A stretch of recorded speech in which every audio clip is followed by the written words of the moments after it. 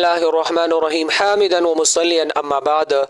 زما معزز کتونکو یقینا ډیره اهمه مسله ده، مانه اکثر خلکو تاسو هم کړل دي د زکات متعلق. دا مسله ده زموږ د یو ویډیوګانې د زکات متعلق تی محترمو ډیر د زړه په غوګونو سره واوري، یقینا تاسو له ډیره فائدہ درکې.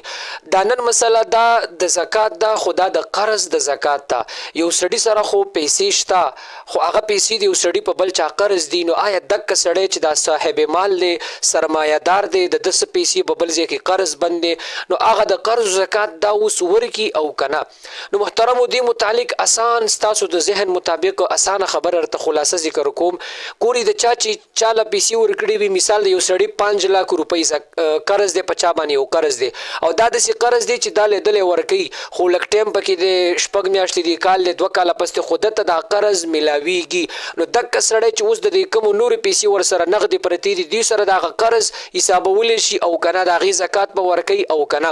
نو محترمو د سي قرض چې د تپتر چې دا ماته زدا حاصلول شم، نو دا قرض دا د سي لکه د سره گویا نقد سرمایه، نو دا د دې قرض زکات بسنګ ورکی. دا غي دوه طریقې دي. یو دا محترمو چې کم د سره نقد کم مال پروت ته د سره کور کې کمی نقدي پیسې دي، د سره د هغه 5 لک روپۍ چې کم قرض چاله ورکړ ادي ور سره حساب کی او دا قرض او پیسو دی هم زکات ورکی، نو د به دا قرضونه غاړه خلاص شي، دا غي زکات په ادا شي. یو طریقه محترمو دک ده.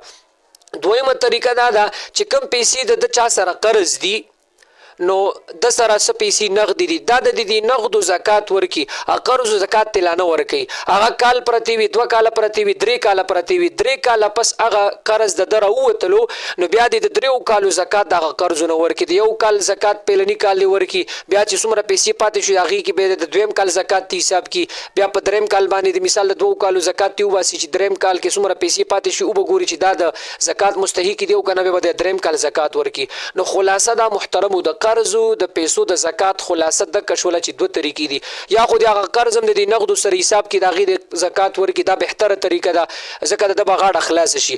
دویمه طریقه دا چې کله قرض لاس تراله نو 100 کال پس چې راغلی دا ټولو کلونو زکات دي په یو ځای باندې ورکی، نو دا د قرض د زکات ورکولو طریقه ده. نو محترم نور مزید مسایل لپاره زموږ د فیسبوک چینل چې کوم د یاد یوټیوب چینل دا سبسکرایب کړئ، د نور ملګرو سره هم شریک کړئ، تاسو د یو شیر د وجه نه به نور مسلمانانو ته فائدہ ورسي. الله تعالی دې موږ تاسو له په دین باندې د صحیح عمل کولو توفیق را نصیب کړي.